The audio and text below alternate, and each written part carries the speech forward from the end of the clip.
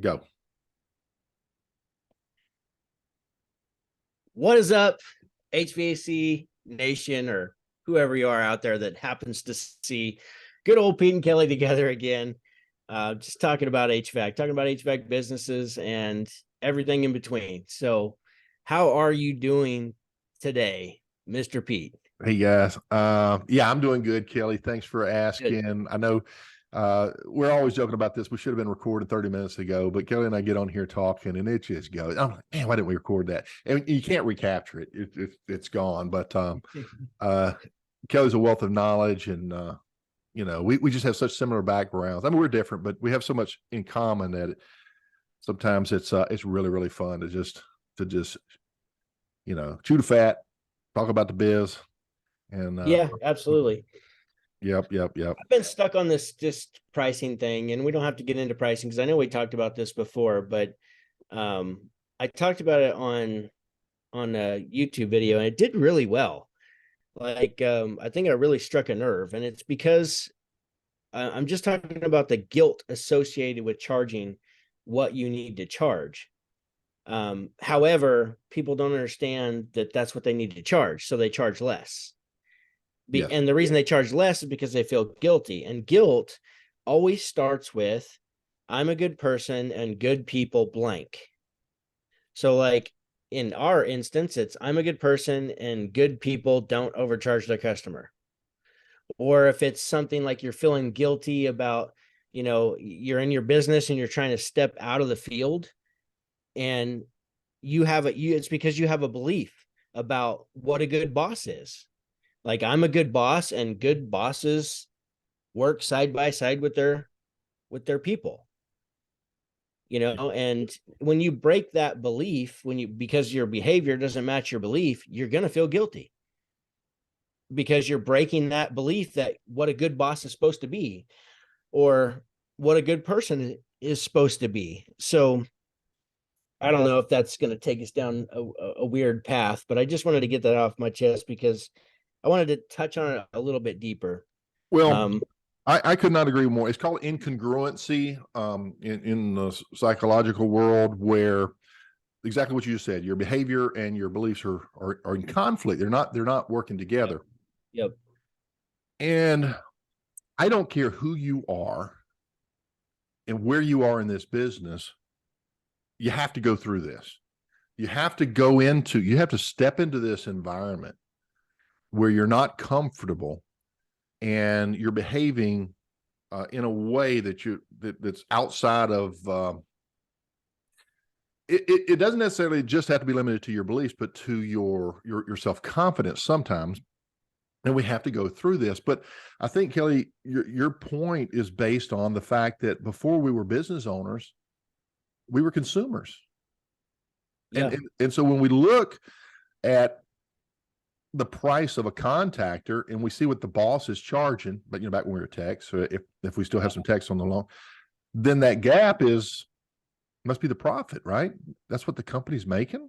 I know what they pay me. I know what they bought that contactor for. Well, heck yeah, that would be guilty because I don't understand all the money in between, what their direct costs and what they're charging. And yeah, that if you have integrity, guilt is probably a good thing, because once you dive in and have all that resolved, your integrity is maintained. You haven't sacrificed that at any level, and now you can move forward with confidence. And no, I love that, Kelly. and It never gets old. It's an important topic. yeah, guilt is there are two types of guilt. There's a sense of guilt which is there for a reason.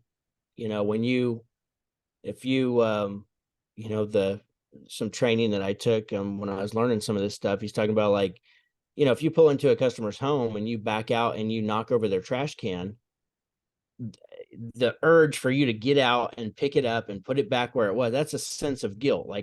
And so that's there for a purpose. It's to make you correct your mistake, or to right your wrong, or so you don't have to live with guilt. If you just drove away and you didn't pick up the trash can, you're going to feel guilty, and nobody likes to feel guilty.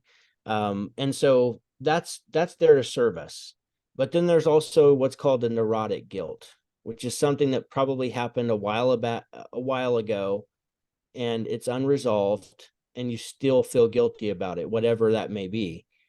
And that can really keep people from living as a complete human being. As crazy as that sounds, guilt and resentment are huge, and they can literally keep you from being successful in your business if you let it. So you have to be careful with those things. So yeah, and a lot of that's, that goes back to your upbringing and what you were, what your home life was like, and how you were instructed, disciplined, and taught. It has a lot to do with your culture you're from, and so all these external influences that mold you in those formative years ultimately will still, plague you if it's negative, or support you if it's positive as you move into adulthood and beyond. So some of this stuff is toxic and some of it's unhealthy, and it has to be fixed. And I think that's the bottom line. So we're all a little screwed up in the head, and we all need a little therapy. But sometimes it's just a matter of talking this stuff through. There's a lot of psychological exercises that you can do to help you resolve this. But fundamentally, I think the one that you're referring to, Kelly, is, as far as the pricing goes, is once you sit through one of these workshops, okay, you attend Kelly's or mine or what have you, and we sit down and we start going through the numbers, and we start plugging all of these expenses into these different services that you provide in order to make these happen. And you start to realize just how expensive this stuff is. These light bulbs just start to go off. And that's what we call the paradigm shift. There's this shift in perspective, and therefore beliefs are altered because there's a clear understanding, and that guilt goes bye-bye. And it just melts away. It just melts away. And by the way, the first person that needs to have that address is you, the business owner. But guys, if you've got it, how many of your employees don't have it? Right? So shouldn't your onboarding process help maybe help your consumer-based employees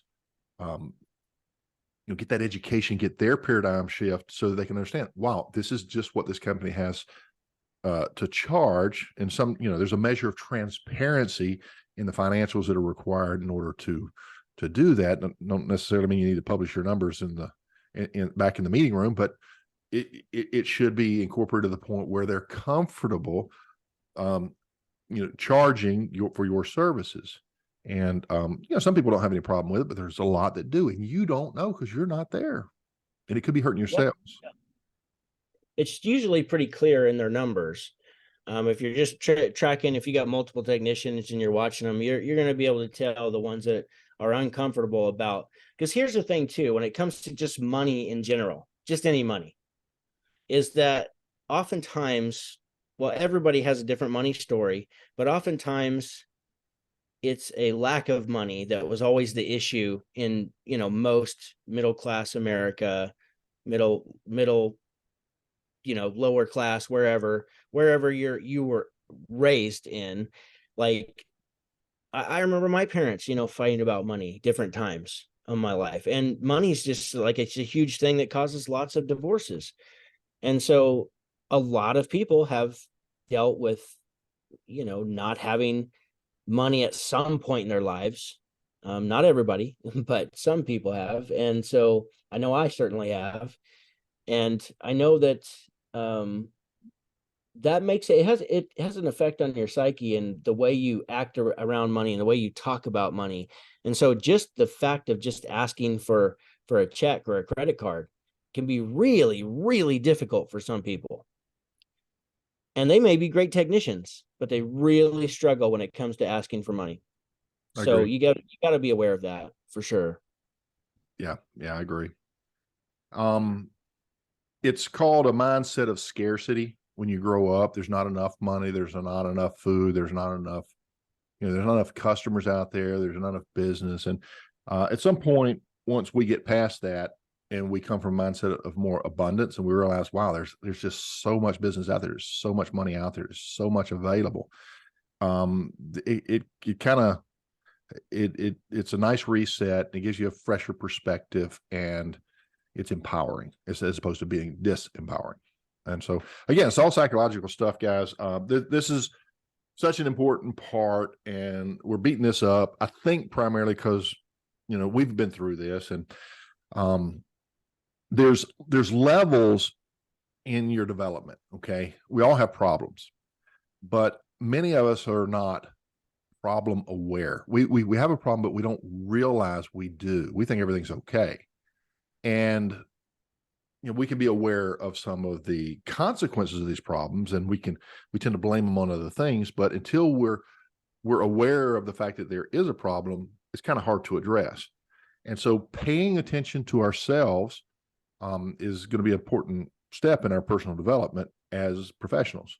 And so conversations like these that you may not connect with now, hopefully once they do kind of kick in, you'll remember these conversations. You'll go, that's what they were talking about. You know, they are right. Or maybe you've already lived this. And where I was going with that is that because of their upbringing or whatever the situation was around money, or just the fact of like every time it's a touchy subject at home, let's say with your girlfriend or your spouse or whoever that you have to share finances with, or we want to put our heads in the sand and not talk about it. And that's the first thing that we have to start doing is like pull your head out of your behind or out of the sand or out of the ground and actually talk about it, have a conversation about it. And it's once you get used to it and you can get two people on the same page, you talk about it can be extremely empowering to both people, but you have to not be afraid to talk about it, because for years I was, you know, in my marriage, because we did fight about different spending habits and money, and eventually the pain got to be really too much. Yeah. And at that point it was kind of okay, we're going to have to talk about this, and this is the way it's going to have to be, because I'm not going to live like this anymore. And once we did that, we made a shift and never looked back. It never has been out of control since then. And there has been times where it's like, and that's just with the business too, you know, with the business or with our personal finances. Like there's been times where it's like, okay, whoa, let's hold the reins here. Let's slow down spending a little bit. You know, but then it's all about communication. That was my main point. You got to talk about it. So if the finances are not working out in your business, start talking about it. Like go talk to your accountant about it. Talk to your team about it. Look at the numbers. Pay attention to what's going on. So what okay, let's play that out. What numbers should I be looking at on a frequent basis, and what frequency should that be? Should it be weekly, monthly, daily? What should I be looking at, Kelly, in terms of numbers? I like weekly personally. Okay. I'm always going to be watching my sales, because what you pay attention to, that's your top line revenue. What you pay attention to tends to grow and increase. But if you don't pay attention to it and it's not top of mind, it's not going to do anything for you. So always watch that, of course. And then your gross profit. Incredibly important. You know, you've got to maintain X amount of gross profit, or there's not going to be any net profit left over.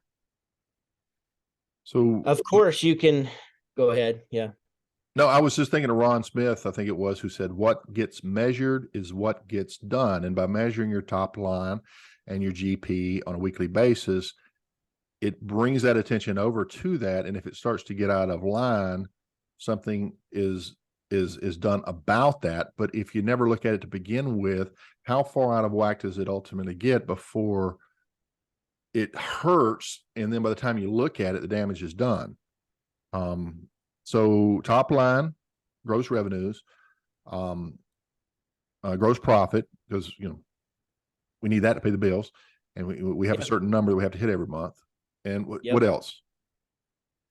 And then from there, I'm looking at my expenses and making sure that those aren't getting out of control.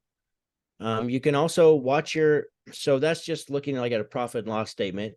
I'm going to make sure, because it doesn't matter what our gross profit is. If our expenses are out of control, we're still not going to have any money left over at the end of the month. Yeah. Or we'll have more month at the end of the money, you know? So it's like, make sure that our expenses are in check. That way there's something left over. And depending on what your business goals are, how much do you want to be left over? It needs to be enough to have some kind of a cash reserve in the bank, because you never know what's going to happen.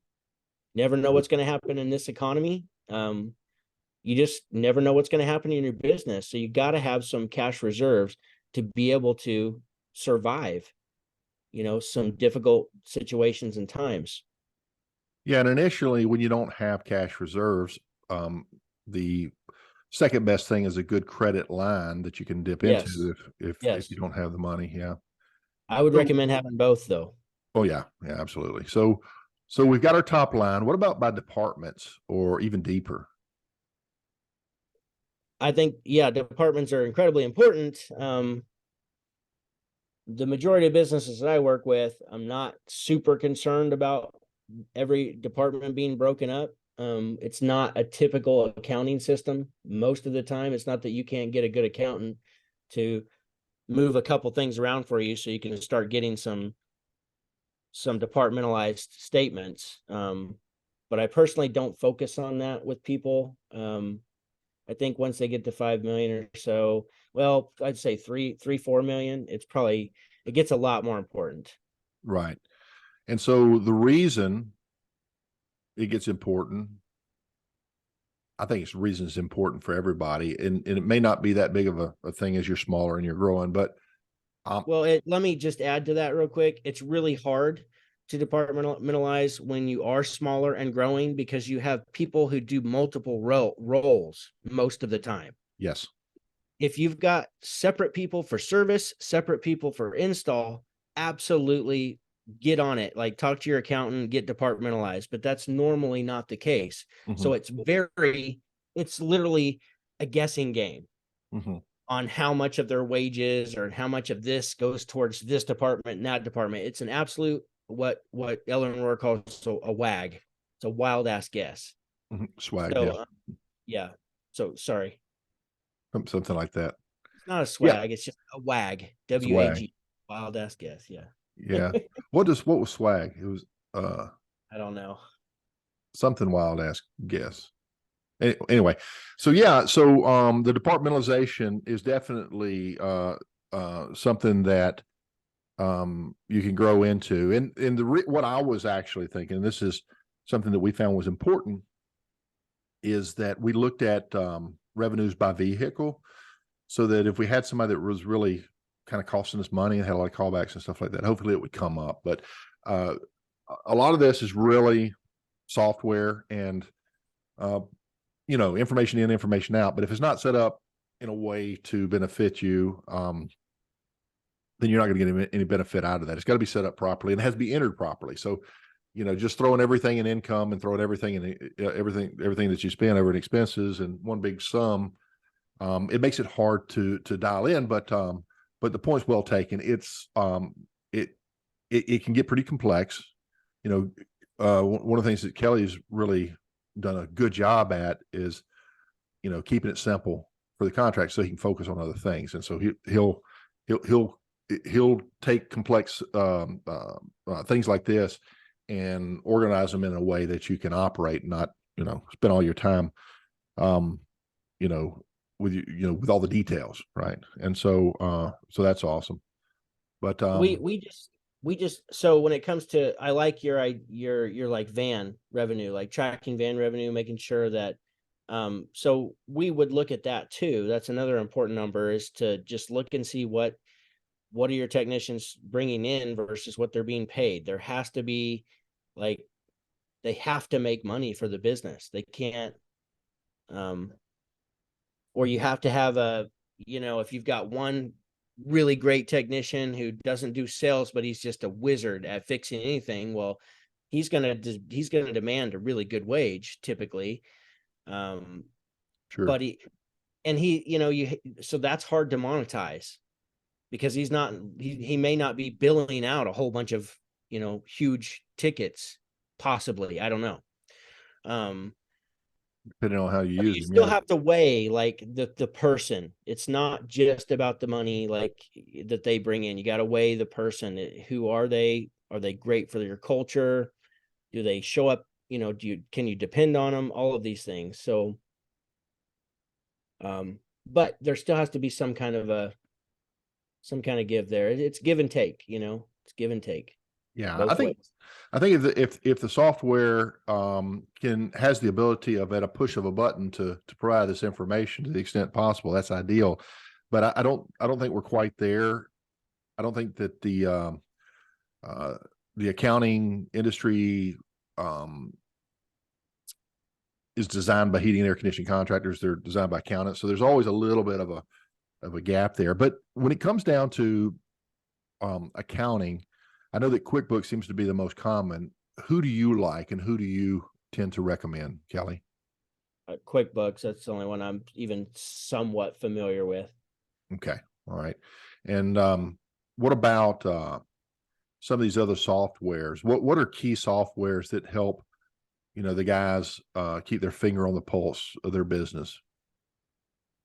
I mean, there's a lot of really great softwares out there, but the ones I'm familiar with is House Call Pro and Service Titan. So those Right. are relatively popular. I think the reporting is slowly getting better in House Call Pro. The reporting is like, it's phenomenal. If you follow the workflows properly in Service Titan, it's really good reporting in Service Titan, which is why it's so popular.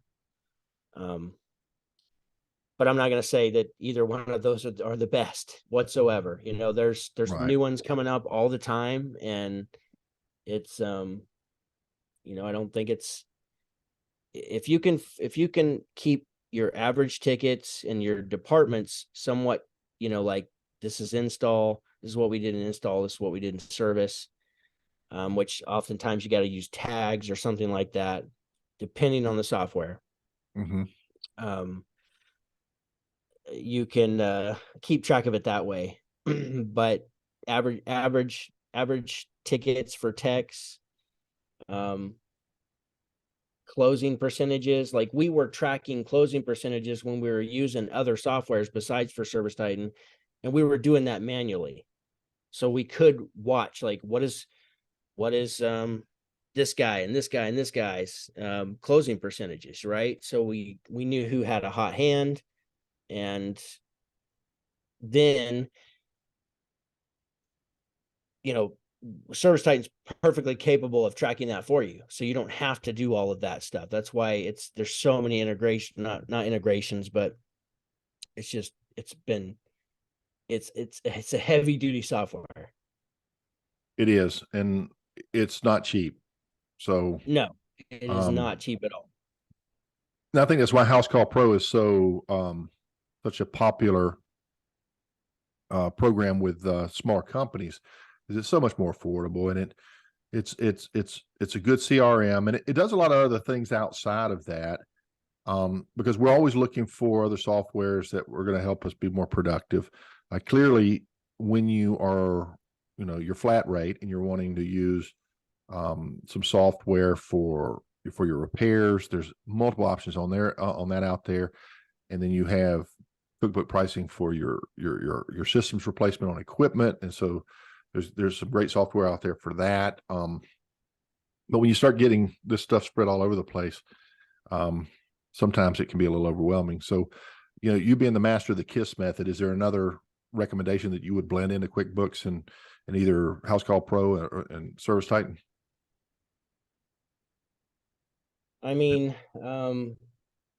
for what purpose? I mean, I don't particularly have anything. Well, like what I just used there for an example, maybe a flat rate pricing book, or do you use the ones that they kind of have internal? So I personally, when I had House Call Pro, I just built my whole flat rate pricing book myself. Okay. I think that they do have possibly an add-on now where you can just pay a little extra and have their flat rate pricing book, which may update, Right. maybe periodically or every month as prices adjust.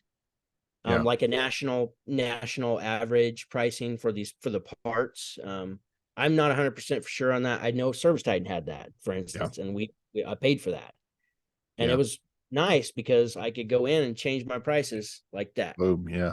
Boom. Where in House Call Pro, I'm going through every single task item and I'm changing the prices manually. Right. But that's what I did because I don't like I get, and I did pay for it with I did pay for the price book add-on. But man, I hate all these add-ons, and I know some of you guys out there hate all these add-ons too. Like, it's not never ending add-on stuff. Like, more money, more money, more money. And so for as long as I could, I was even though it was probably possibly slowing me down, I felt the need to just do it myself. Like, just add that stuff in there myself. And that's what I did. And it worked for years for us. Yeah. I don't know if it was the right decision or not, but that's It's what I been a did. while now, but the owner of Praxis reached out to me, and they do some cookbook pricing. And one of the things that he claimed, and I in speaking some of his, because I've worked with some of their customers, they would use his software to do the equipment pricing. A pricing system, a specific pricing system. I can't remember the name of it. And Praxis was the name of this one. And no, they have the name for their pricing system. Oh, okay. Called something. I can't remember. Called something. Okay. So anyway, the conversation went into what about when a price increase comes along? Because exactly what you were saying, you're going through their line item at a time and have to change everything. Yep. And inevitably we make mistakes and we don't catch them until after we sell something. So what he was saying that they did is he would work with your vendors, and they would if they would send him an Excel spreadsheet with the price changes, he could automatically update your pricing for you. I know that it didn't work in all cases because not everybody worked with him, but I thought it was kind of interesting because, anytime we can save that kind of time, that's something worth looking at. But sorry to dig into all the software and everything else, but we get a little bit into the generalization. I just want to throw some specifics out there to some of the listeners, because some of these guys, maybe they're not to that level yet. Maybe they're way past that. Just we have so many different levels. Yeah. Of listeners. But I know that what's his name? I can't think of the guy who is like in charge of House Call Pro. I mean, they have like companies. They told us a long time ago, because I think we talked to him on a podcast years ago, and he was like, I mean, we have companies on there doing 20 million. And that was before all the upgrades over the last 3-4 years that they've done. So it's more than capable of doing whatever you need it to do. That's what I gathered from that. I mean, you can definitely use it. I think my son's business, they use, was that called Field Edge? I believe it's the name of it. Field Edge, yeah. I demoed Field Edge. Yeah, and they went ahead and went with that. I asked him how he liked it. He seemed to. He didn't really have a good point of reference because they had come out of an old system, and but there's a number of options out there, and it can be confusing. From what I saw of Field Edge, it was a really nice software. Yeah, and I've seen some other ones, and the names, I can't remember the names right now because you know how it is. I'll generally remember as soon as we get off the call. I can't remember them either, but those are all good tools, and so leveraging these technologies in today's time is really beyond a luxury at this point. It's almost a requirement if you're going to compete, because people will look at you as less professional if you do certain things old school, right? Like some of the proposals. I mean, I know you can do a proposal within QuickBooks. You can do a proposal, I guess, within House Call Pro, right? I've not used House Call Pro personally because I've been. Yeah, I mean, they have estimates. So there's these different ways of doing that, and when you start to, and this is what I realized, because when I first started investing in software in my business, it was much more antiquated. It was, we did add QuickBooks, but prior to that, we used something called Peachtree, which was I've heard of Peachtree. Yeah. Yeah. It was DOS based back then, which is it was old computer language. And so you had the black screen and the, little thing, Yeah. things that pop up there. And so, anyway, we switched over to QuickBooks and they weren't ready for us. And so we had problems. And so we left and went back, and, obviously QuickBooks caught on, they fixed all this stuff and now they're awesome. But, there was a software company that came out and they had this, we can do anything, for your business. And we listened to them. The sales pitch was great. We invested all this time and energy and it would not do what we needed it to do. And so the reason I'm saying this is there's a lot of new stuff that's coming out. Don't be the pioneers, and not in that. If people like Kelly McKay and Pete Ramsey are saying, hey, my customers, I use it, my customers are using it and they love, this particular software, odds are you're going to be okay if you go ahead and step into those software and utilize those. But if you get out there and get by a salesman, that can backfire sometime. Yeah, and another thing that that I've used through my accountant, which is Brett Neal, who was on our podcast here a while back. Yeah. We love Brett. I think it was Gusto. Gusto's the name of it. It's really easy to use. So that's what I would recommend if you're doing your own payroll or you've got somebody anybody in house can do the payroll once it's set up. So that's a payroll software. Yep. That's an add-on. I guess it integrates with QuickBooks. No. Well, I'm sure it does. It probably does, but you don't need it to. So you can actually choose the cheaper version of QuickBooks and just use Melio. I know Melio is an extra charge, but it's not much. And but I think it's just far easier to use. But you still have to have your accountant set it up right in QuickBooks. Otherwise, it's not going to account for the taxes and stuff properly. But yeah, I tell you what we did, and I understand this is still done. And maybe you could speak to this a little bit, but we discovered a payroll service, and what they would do is we ran they did all our payroll for us.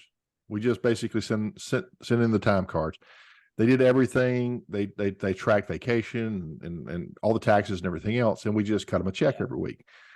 And the way it was set up was,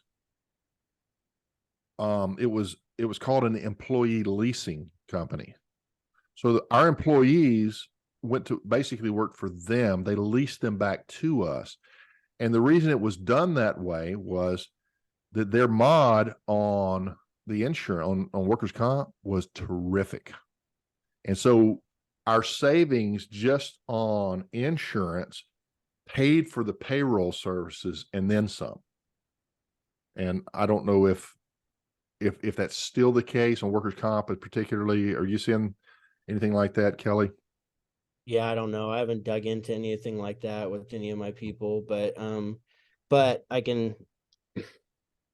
There was a time during my business that our rating went high because we had a couple incidences happen within a year, right? And eventually it did come back down, but yeah, I don't get into that. I don't get into those weeds, and I don't charge enough for that, so. Right.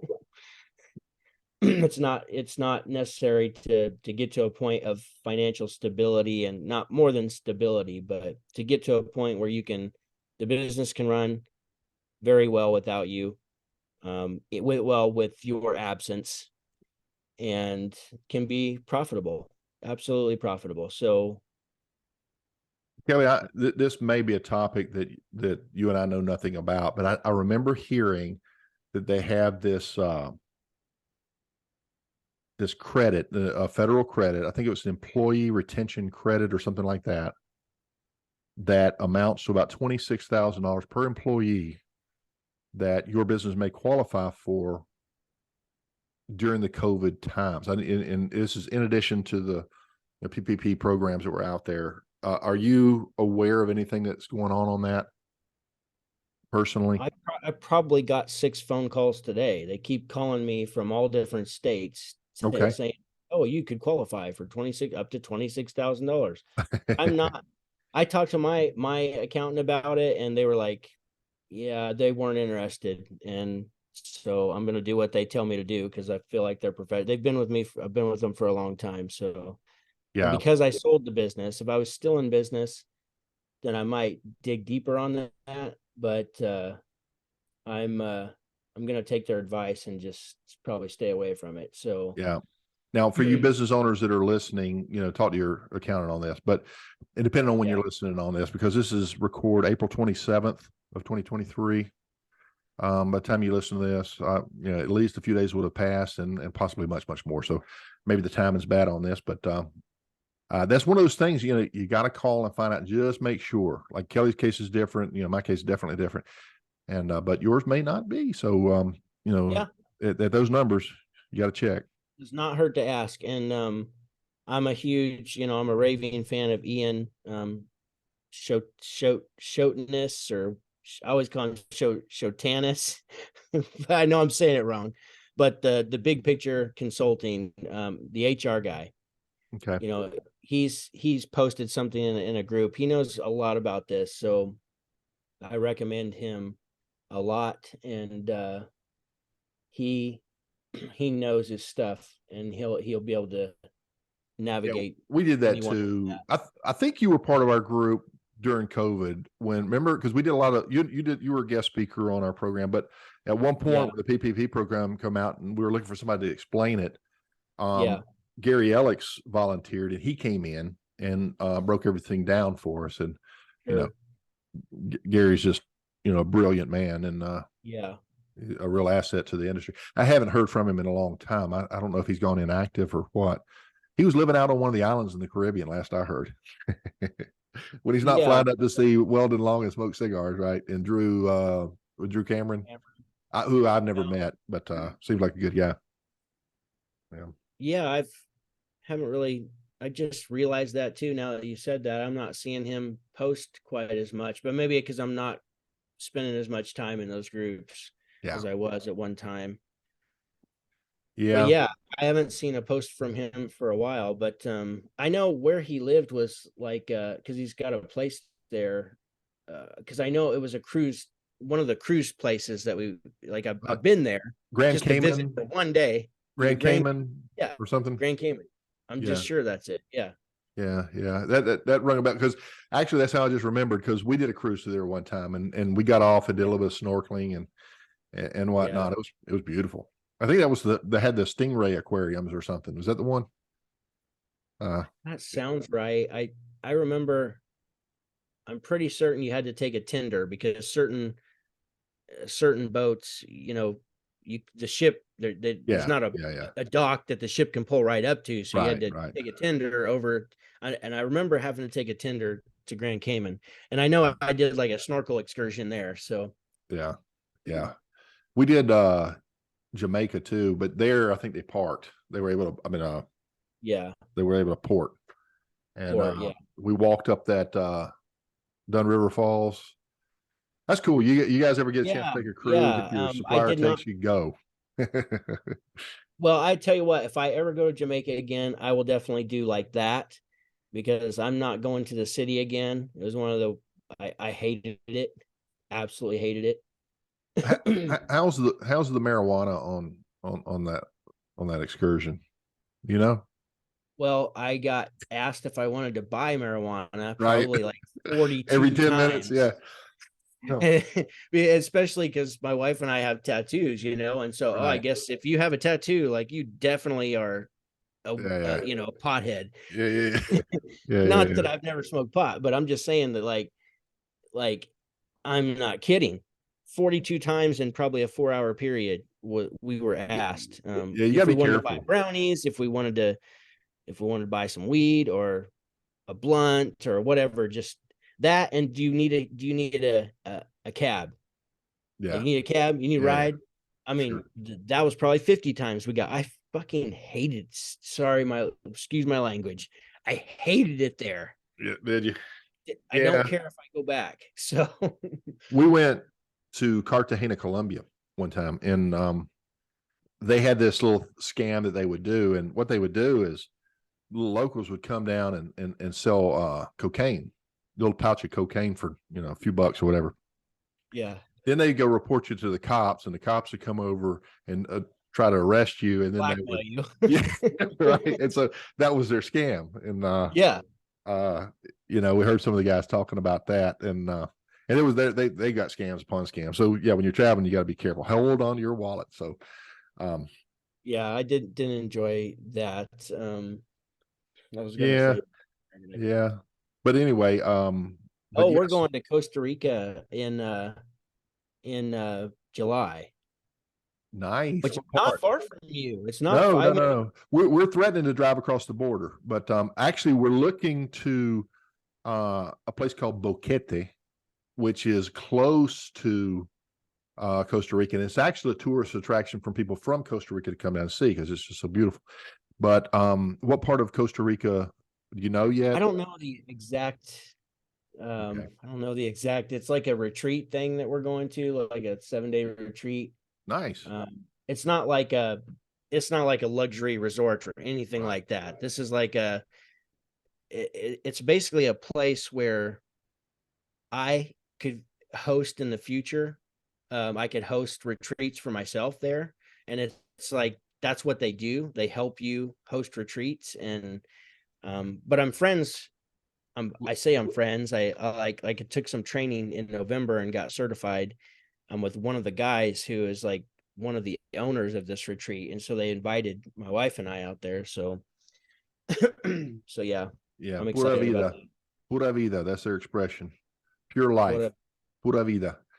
So yeah, I've been there many times. And years ago, I took my kids there and everything else, and we went to the West Coast. We went to an area called Tamarindo, which is in the upper northwest coast, and you could take surfing lessons. And there's rocks in the ocean, on that West Coast, but there's the zip lines and the jungles, and there's beautiful beaches, and the people are Yeah, really nice. I mean, still, petty crimes, you got to be careful, but if you guys are out there and you want to, you know, your business is a really good excuse and tool for getting you out and letting you live life. Now, used to, back when I was in business, it was really common for your supplier to take you on a cruise, or you know send you to the games, or we'd have these dealer meetings down by the beach. They go all out. Lennox was really good about that.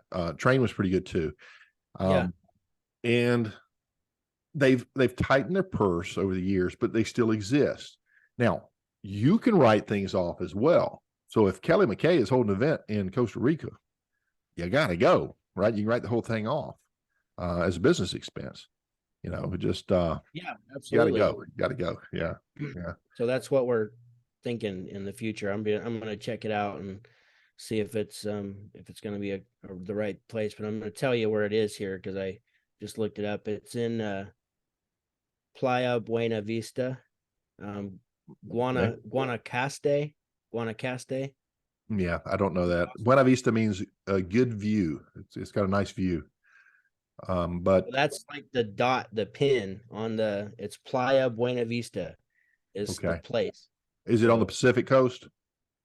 It's got to be. It probably is. The Caribbean coast is not that great. I mean, it's a port for the cruise ships to come in. I've never been there, but it's not as nice as that West Coast. West Coast is really beautiful. Costa Rica, Panama, same thing. But the Caribbean yeah, coast, it doesn't have the waves. It doesn't, it got more yeah, mosquitoes and all that stuff. But yeah, that's great. I hope you enjoy that. Um, yeah, we've really enjoyed Panama.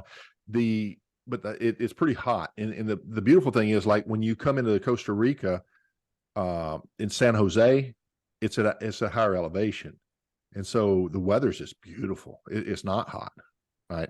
But yeah. as you start to go down, get towards that water, it gets hot, and it's the same Yeah, thing. we were looking at like what is the temperature there, and it's like Maui temperatures. Yeah, It's like a high of 84 every day, and Yeah. maybe light rains in the afternoon where it just rains for 5 minutes. And so yeah, we're excited. It's going to be more just of a relaxation type retreat. There'll be like meditations and stuff like that. So I'm actually looking really forward to it. So Yeah, we went to an event like that back in when I used to work for Lennox. I did a personal thing, and it was in Cancun, and they had, all these different things on energy and yeah, yoga and all this other stuff, which was interesting. I don't practice that stuff today, but right. you're being exposed to that kind of stuff is kind of interesting. But yeah, so the Globetrotter, he's going to be down in Costa Rica in June, Yep, July. which will be it'll be kind of warm. So, but hopefully there's good shopping there. And do you golf or fish? Because the fishing there is really good. I mean, I would fish, but I don't golf at Yeah, all. yeah. And well, I'm not very good at either one of them, to be honest with you. Actually, I grew up fishing because I'm from the coast. When I was a little boy, we used to go fishing all the time. But we moved inland when I was older. But anyway, so that'll be nice. So what Yeah, else I is don't know if I really don't know what to expect. I don't know if we'll even leave the resort, to be honest with you. I'm not there to like trot all around the area and stuff. I'm just there to relax. So I don't know. We'll see. We'll see it's what it's like. I don't know. it's been my experience. If they have excursions, you Yeah. go online now and get the reviews, figure out what the best excursion is, and do at least one if you don't do two or three, during your Yeah. time, because you'll get tired of drinks with a umbrella in it after a period of time, Yeah. and you'll want to do something. But we've gone out to the islands and all this other stuff as well, and sometimes you have a little adventure. It's painful and everything else, but you got a story, when you come back. So Yeah. and trust me on this, guys, it time's going by fast. You got to take advantage now, and because you don't want to live and in regret and look back and say, man, I wish I'd taken advantage of that. I had the opportunity. I was there. It was just 10 minutes away, and I never went. I've got so many of those in my life, and I'm always telling my children. My children are all in their 30s now. I'm always telling them, let's you got to take advantage. You got to go. And Yeah. it's the same thing with your business. You got to take advantage. You got to go. You got to take a risk. Put yourself out there. You're right though on those. I was extremely fortunate and got to go to it was the same place both times, but I got to go to a trip. It was a trip with Ream and a trip with Train, but they were both to the same resort in Maui, which which was fine. But I will tell you that like my of course my wife went with me, and she didn't really enjoy those because they would have excursions planned for us, and we ate dinner together every night, or well, for like 3 out of the 5 nights we ate dinner together, and it was all business. Like I was constantly talking about business, and Sure. she did not care for that at all. Um, because everybody there are business owners, so it's Right. like, um, and a lot of times we're meeting each other for the first time, and besides for maybe one or two other people that were local from your area, and so the only thing we have in common is business. And it's, I don't know, when you're in business you like to talk business, so Oh, you can't help it. It's usually when it's in a fun setting. yeah.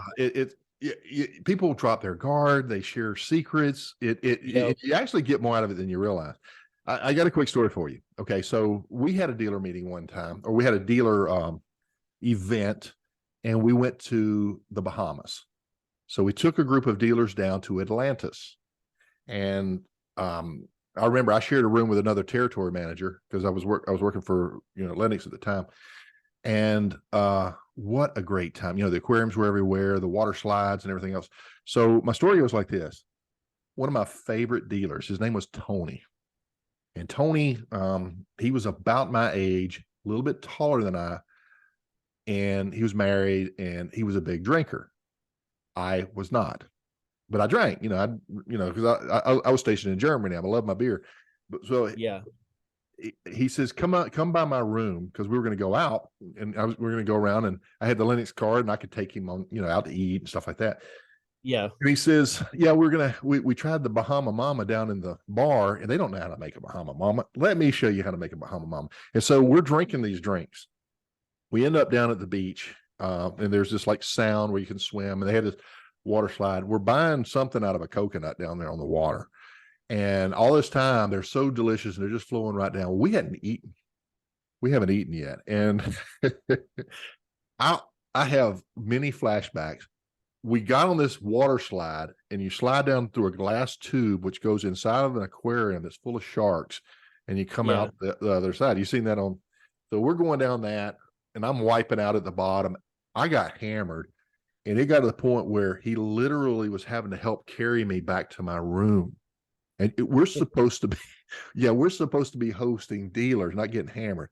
And I was, I was so embarrassed. But Tony he was such a good guy. He was telling everybody the next day, Pete was carrying me to my room. I just had too much because he switched the roles. That Right. he was the one that was drunk, and I was carrying him. But Yeah. yeah, I didn't eat, and I ended up getting sick and everything else. You gotta watch yourself. But I was pretty young back then too, so I was whatever I was, 30 nothing, 34, 35. Right. Yeah. We spent one day in Atlantis, and it's pretty awesome. But we had to take a bus over there from the boat because we was just on a cruise, and then you take a bus. So you take the bus, you drive through town. Yeah. And man, it's like third world country over there, Yeah. man. Like it's not America. That's all I can say. You've been around the world. Like you've lived in these places. So you've seen some stuff. I know you have, because you were telling me, several years ago when we were talking about some of the stuff going down and where you were currently at that time in Colombia. Well, So yeah, back during there was food shortages, and there was a lot of people that yeah, were hungry, and in our group, a lot of people started donating money. And so what I would do is go out and buy these bags that were pre-equipped with the right mixture, so it was food for a week, and it would be rice and beans and cooking oil and all of their basic essentials, a few eggs and yeah, everything else. And so we would go up into these neighborhoods, and I felt like I had to take pictures of these and share them with the group, because these people gave money. They want to see that it got delivered. yeah, And so yeah, it was pretty rough. It was pretty rough. Now I lived in the regular areas, which by our standards in the United States might be considered more third world, because my rent was like, my first place, I had a little efficiency when I moved down there, was maybe $300 a month. You know what I'm saying? Yeah. But And still, that's not. I mean, yeah. But where they're living, maybe $50 a month. I don't know what they pay, but if anything, right. but it was really humbling. It makes us appreciate what we have, and the opportunities that we have, and why so many people want to come to the United States and Canada, and and find a better life. And we're seeing a lot of that. I mean, I don't know about you. I work with more and more people from diverse areas now than ever, and which is kind of interesting. We're seeing this shift, and I just know that we were coming back from Atlantis on the boat back to the ship, and here we go. I look over and there's like an empty lot, and there's Okay. just one tree in this empty lot, and there's just a dude right out in the middle of this lot just taking a dump. Wow. and I'm like, Yeah. okay, how they do it here, but Yeah. When I was in the army, we were stationed in West Germany before the wall came down, and they did the excursion to Morocco. And there's a guy sitting out in the desert taking a dump. And what he would do, forgive me for sharing this, was he would apply his left finger and clean, and then twirl it in the sand until it was clean, and he'd repeat. There was no toilet paper, so he would just twirl it in the sand. It's just, it is what it is. I mean, different places you make do. Yep. But which is a good note to transition into something else. Yes. Enough probably tough. You don't want to top that one? Okay. Yeah, it's crazy though. But yeah, guys, take advantage of the travels, and I think it does give some perspective if you can see, some humble things. But take your wife, go show her something special, do something for her. It's a hassle. You got to be away from work. You're going to come back to a mess, but you know, you can do a 4-day weekend, 5-day weekend. Yeah, and pick the right partners to be with, when it comes to your vendors, because like all these trips I'm talking about, like we got to go to Monaco too. And the only reason that happens because we got picked, like our sales rep for our region, like him and his wife were tired of traveling. He's like, Kelly, I just think you guys deserve this. You guys have done so well over the last couple of years with your sales increasing, and I don't know, it just helps to partner with the right people. So pick your partners wisely, because not because they're going to give you trips. It just makes business better. That's Sure, all. sure. Yeah. I was looking on Google Maps. I think I might have said the wrong country. Where was it we went? Monaco or Morocco? Where's Monaco? Monaco's in France. No, it was North Africa. So that would have been Morocco, I guess. Morocco, yeah. Okay, sorry about that. Anyway, long time ago, it was just a quick trip down from Germany. But so back to business. What is it that if you got anything going on? What's happening right now over in the millionaire world? In the millionaire world. Yeah. um uh, I mean, we're just we're just we're just becoming millionaires over here, man. It's I just mean, that's rolling in what the dough. Yeah. how about you're not feeling the brand or what? I mean, no. No, it's going good, man. Just a lot of breakthroughs, a lot of a lot of people have been slow these last couple of weeks. I've heard like, the weather's been anywhere from whatever 60-70 degrees almost all month in certain regions, so it's been a little bit slower. But we've got ways to help that phone ring, so we've been definitely sharing those ways with people, excuse me, with people, and it's worked. It's been working. So, but other than that, just everything seems to be going pretty well as far as I can tell. Yeah.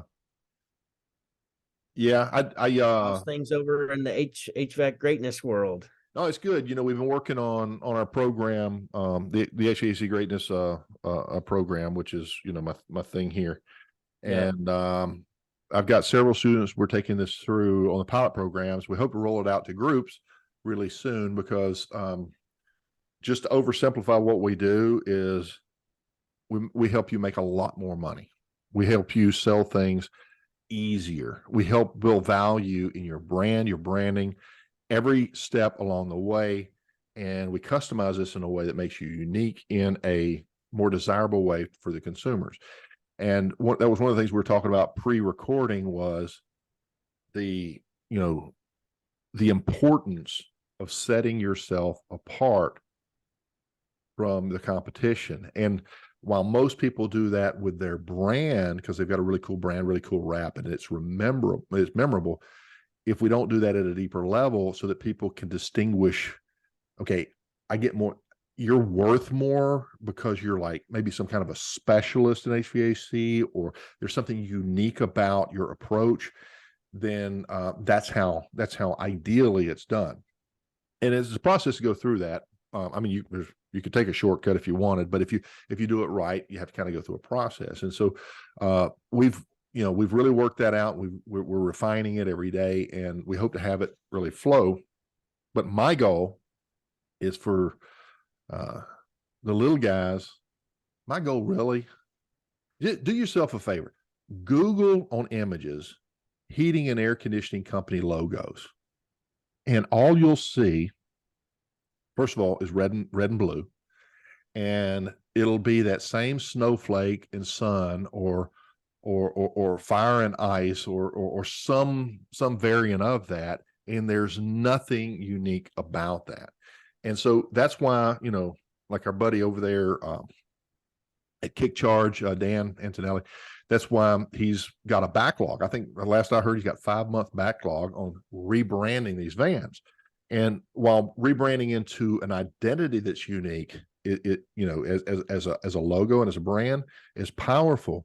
If you rebrand that into a specialized identity that serves in a unique capacity, like a specialist or something of that nature, or something unique. Like maybe you're just Mr. Geothermal heat pump and that's all you do. And so, yeah, of course, if that's what you want, you're going to pay a little bit more. So that's more of a product base, but there's a number of ways of doing that. And so that's kind of what we're looking at and going through these exercises. And I think that's really, really, really going to be important as we go into,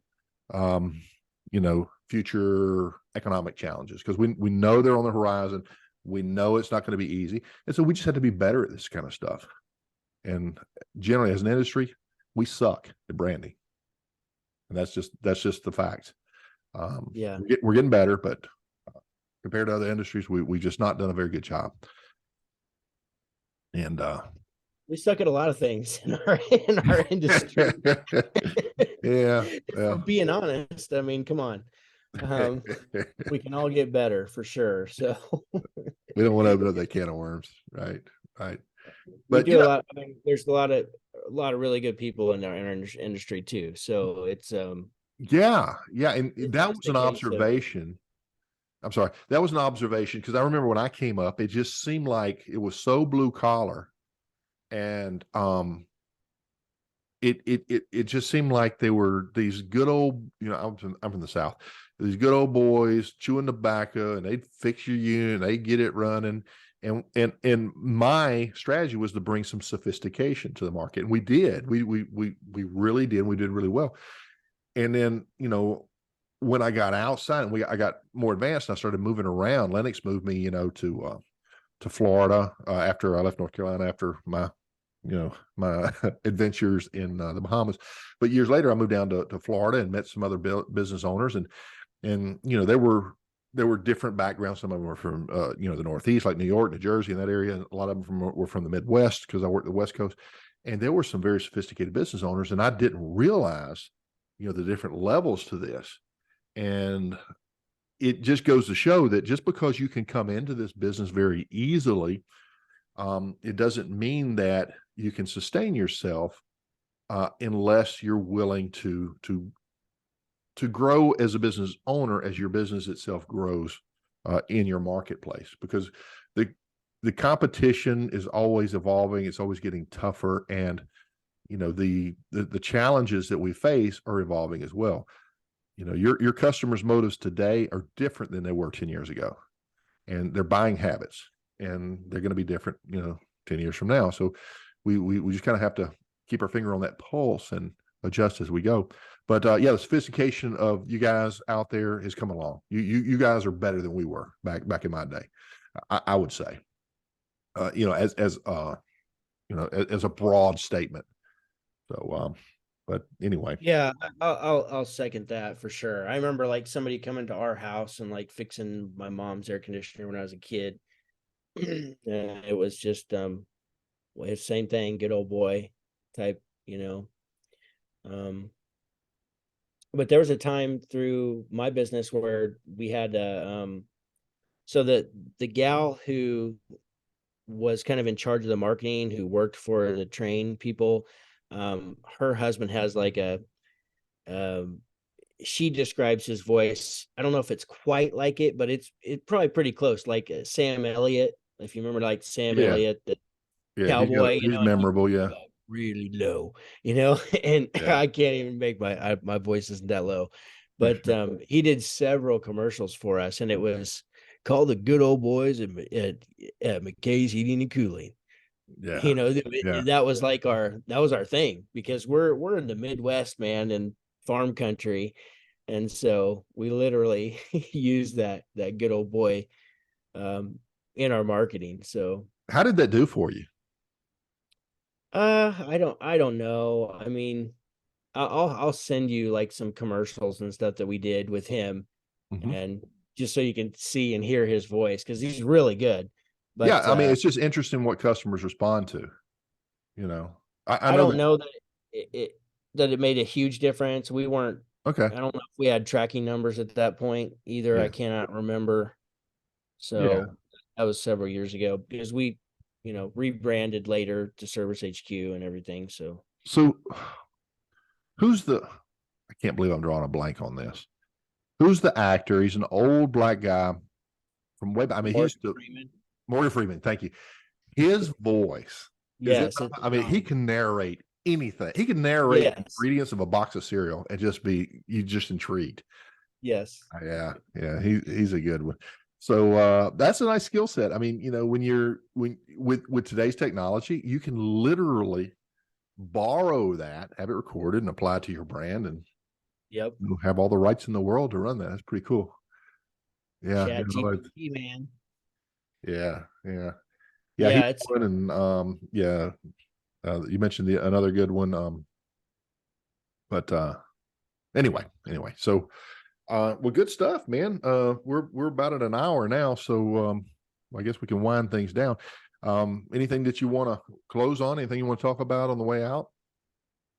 no, I just hope everybody has a safe summer. Hope everybody and we'll be here, you know, throughout the summer recording some episodes and stuff, but I hope everybody's prepared to you know, maximize what they're currently getting, their call volume and stuff, and